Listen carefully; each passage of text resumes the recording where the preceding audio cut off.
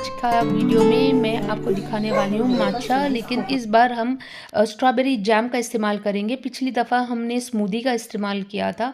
आज इस बार हम स्ट्रॉबेरी जैम और इंस्टेड ऑफ नॉर्मल मिल्क हम आमंड मिल्क इस्तेमाल करके देखेंगे कि क्या बनता है। So this time we took 3 to 4 grams of matcha, which is 1 teaspoon, and then we mixed it with a lukewarm water and हमने give it a quick mix with a mixer, वो छोटा सा blender type, and then for a good 30 seconds, and then हमने लिया था 75 ml of almond milk, and then 1 teaspoon or 2 teaspoon of strawberry jam.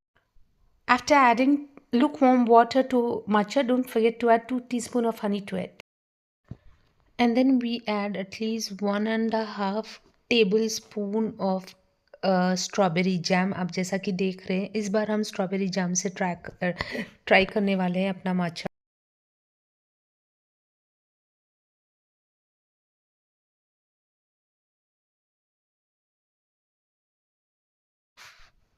और उसके बाद नाज़नीन हम ठूस ठूस के हम उसके अंदर आइस भर दिए। जितनी उसकी कैपेसिटी थी उतना हम उसके अंदर आइस भर दिए। उसके बाद नाज़नीन हम ऐड कर दिए matcha which was around 60 ml, and then final layer of almond milk that was around 100 ml। जी, तो पेश है आपकी खिदमत में स्ट्रॉबेरी माचा, जो कि एकदम बड़ा घटिया बना था। तो आ जाते हैं रिव्यू पार्ट पे। तो वो एकदम घटिया बना था। On a scale of 10 I would give 1 और 0, क्योंकि उसमें आ रहा था एक तो स्ट्रॉबेरी का टेस्ट, ऊपर से आमंड मिल्क का टेस्ट, और ऊपर से मतलब ऐसा लग रहा था आप ना कच्ची मेहंदी खा रहे हो स्ट्रॉबेरी के साथ मिला के और आमंड मिल्क डाल के। तो आप सोच सकते हो कितना घटिया टेस्ट बना होगा। तो सबका वही राय थी, छोटे बच्चे से लेके उसकी माँ से लेके सबका वही था कि बड़ा ही घटिया बना हुआ था वो। सुबह के 6 बजे थे और मुझे पेरिस जाना था और मेरे हस्बैंड को अपने बच्चों को लेके डिज़नीलैंड जाना था। तो I was an unplanned person. मैं उनके प्लान में मैं एक बाधा बन रही थी, मैं एक रुकावट बन रही थी, क्योंकि मुझे पेरिस जाना था, उन्हें भी पेरिस जाना था। तो मैंने ना बहती गंगा में हाथ धोने का फ़ायदा मतलब मैंने सोचा कि that was a good opportunity. तो मैंने जैसे तैसे करके ड्रामा करके नौटंकी करके मैंने हस्बैंड को कन्विंस कर लिया, एक्स हस्बैंड को, कि मुझे भी प्लीज़ प्लान में शामिल कर लें, मुझे भी लेके चले। गरीब बेचारी मैं कहाँ से अकेले ट्रेन पकड़ के लटकते झटकते जाऊँ। तो मेरे हस्बैंड ने मेरे पे रहम किया, मेरे बेहाल हाल पे रहम करके बोला चलो ठीक है बैठ जाओ तुम भी कार में, तुम क्या याद रखोगी। तो बस ना मेरे ये 12 बजे हुए सड़े चेहरे पे मत जाना नाज़नीन, क्योंकि मैं ऐसे ही मुंह उठा के कार में बैठ गई जैसे उसने बोला ओके ठीक है।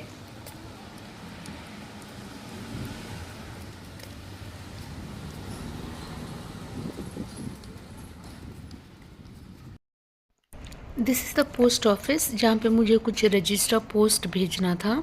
सो I came to the post office Paris का।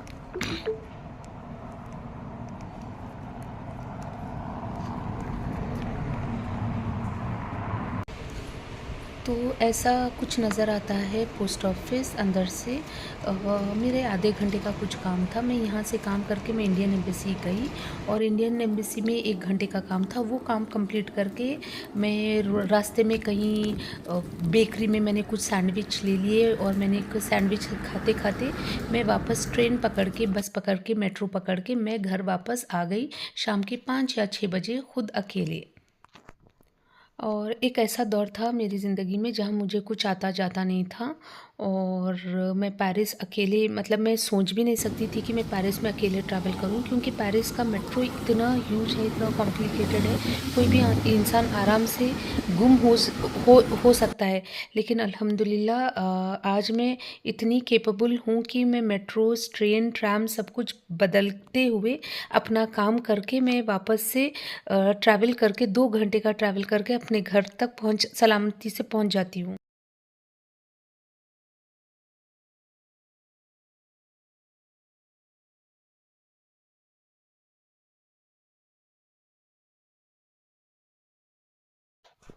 So ladies and gentlemen, welcome to the Paris, because Paris में खाना is quite expensive, starting from the starters to the main menu to the dessert.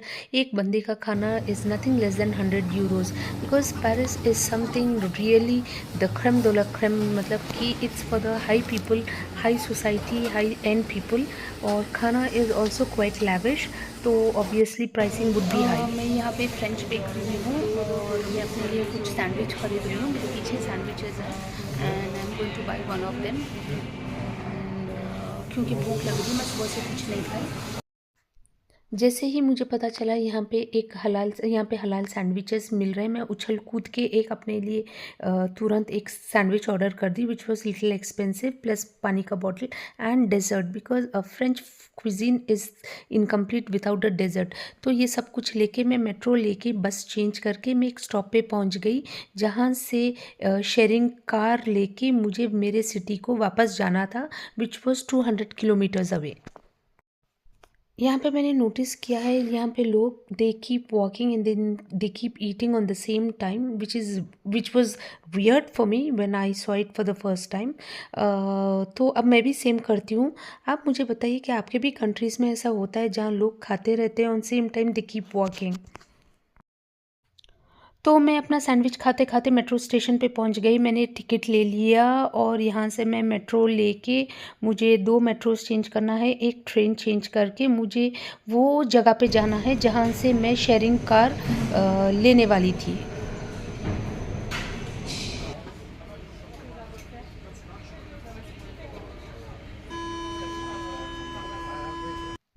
Metro लोगों से भरा हुआ था और मुझे किसी की परवाह नहीं थी. मैं घंटा भी परवाह नहीं कर रही थी. मेरा पूरा कंसंट्रेशन फोकस मेरे सैंडविच पे था. जैसे तैसे करके मुझे मेरा टास्क, मेरा सैंडविच कंप्लीट करना था, क्योंकि मुझे इतनी शदीद भूख लग रही थी. अगर आपको इस स्टेशन को इंग्लिश में प्रोनाउंस करना हो तो आप कैसे प्रोनाउंस करोगे? You will say Franklin Roosevelt, right? लेकिन फ्रेंच में प्रोनाउंस करते हैं फ्रैंकलिन रूजवेल्ट. उसके बाद अगला स्टॉप आया इयना, और इसे प्रोनाउंसिएशन करते हैं एफ कोमाख्ता. एच हमेशा साइलेंट होता है, और आखिरी जहाँ कहीं पे भी TIN PIN MIN आता है, वो लोग टिन पिन मिन नहीं बोलते, ये बोलते हैं ता पा मा. तो सोचिए कितना अजीब व गरीब, how incredible is the pronunciation. इतने केओस में भी, मतलब इतना कैमरा एक हाथ में पकड़ी हूँ, एक हाथ में बैग है, पानी का बॉटल है, लेकिन सैंडविच मेरा हाथ से छूट नहीं रहा. मतलब कुछ भी हो जाए, इतने केओटिक सिचुएशन में भी मुझे सैंडविच भी खाना है, सेल्फी भी लेना है, सब कुछ करना है. मतलब ये 2 हाथों से मुझे पूरे 6 हाथों का काम करना है. Paris metro lines are too chaotic, too confusing. जो भी टूरिस्ट यहाँ आता है अमूमन खो जाता है, क्योंकि यहाँ तो बहुत सारे मेट्रो लाइन्स है, उसके अपार्ट बहुत सारे ट्रेन्स है जो आपको पेरिस मेन सिटी को, आपको सबर्ब्स या आउटस्कर्ट्स को कनेक्ट करते हैं. तो ये थोड़ा सा कंफ्यूजिंग होता है. तो जब भी कोई टूरिस्ट यहाँ आए तो उन्हें एक छोटा सा एप्लीकेशन है, that is called RATP application. अगर आप डाउनलोड करोगे, आप डेस्टिनेशन डालोगे and the point way you are, अगर आप ये 2 डालोगे तो आपको वो पूरा इंटरकनेक्टिंग ट्रेन्स, मेट्रोज, बसेस सब कुछ बता देता है, जिसके थ्रू आप आराम से जहाँ कहीं पे भी जाना है आप पहुँच जा सकते हो.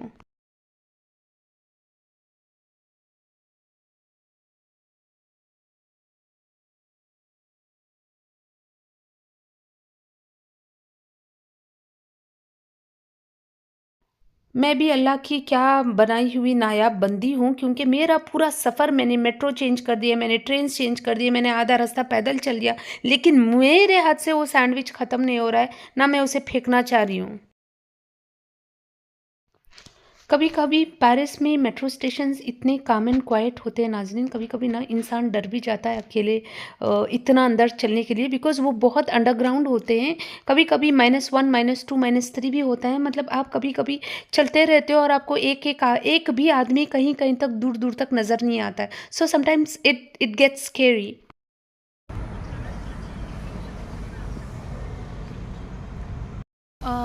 यहाँ मैं वेट कर रही हूँ. मेरा यहाँ से मुझे वो जो शेयरिंग कार है जो मेरे एरिया तक जाएगा 200 किलोमीटर्स, तो मैं उसका यहाँ पे वेट कर रही हूँ.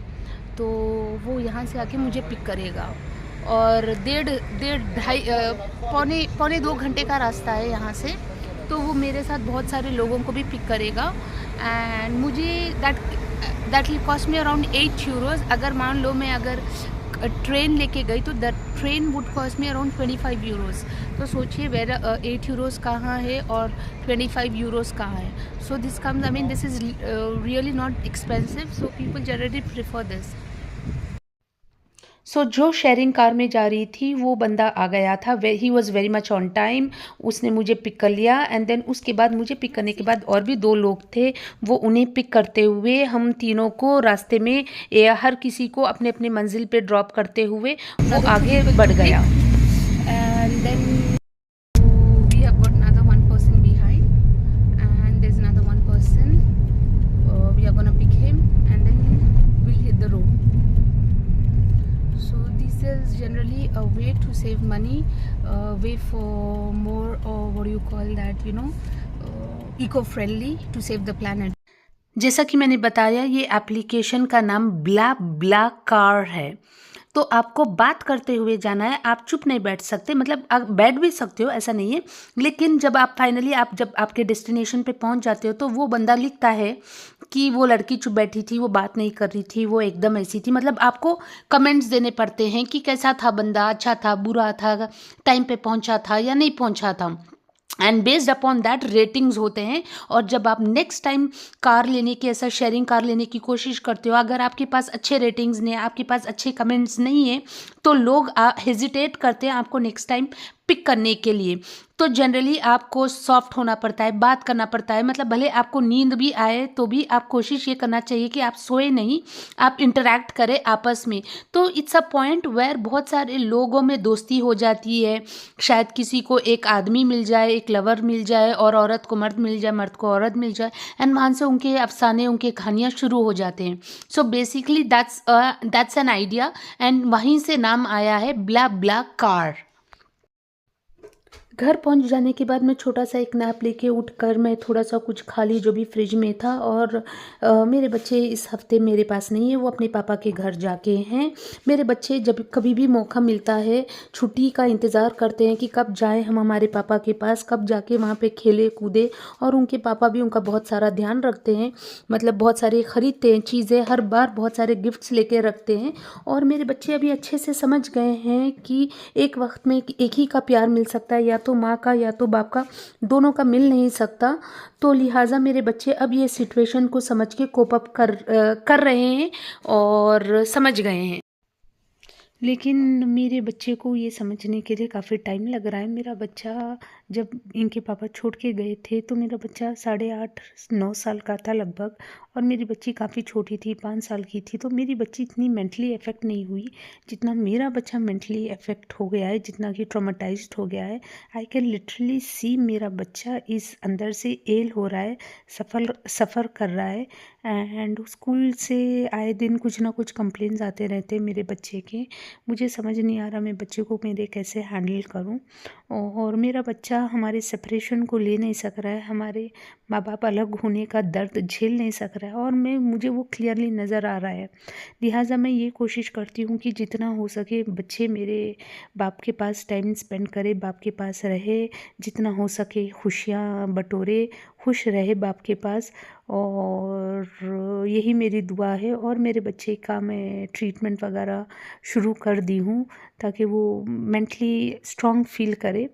तो बस मेरी यही दुआ है और यही कोशिश है, और बस यही बोलना चाह रही थी। और आज का वीडियो मैं यहीं ख़त्म करती हूँ नाज़रीन, कल मिलते हैं नए वीडियो में, और कल तक के लिए अस्सलाम वालेकुम, खुदा हाफिज़। लेकिन जाते जाते एक बात बोलते जाऊँ, मेरे चैनल को प्लीज़ लाइक करिए, सब्सक्राइब करिए। मुझे मेरे बच्चों को आपके दुआओं के साथ की ज़रूरत है, क्योंकि अब ये मैं फुल टाइम यूट्यूबर बन गई हूँ, और मुझे ज़रूरत है आपके साथ की। चलिए जी, अल्लाह हाफिज़।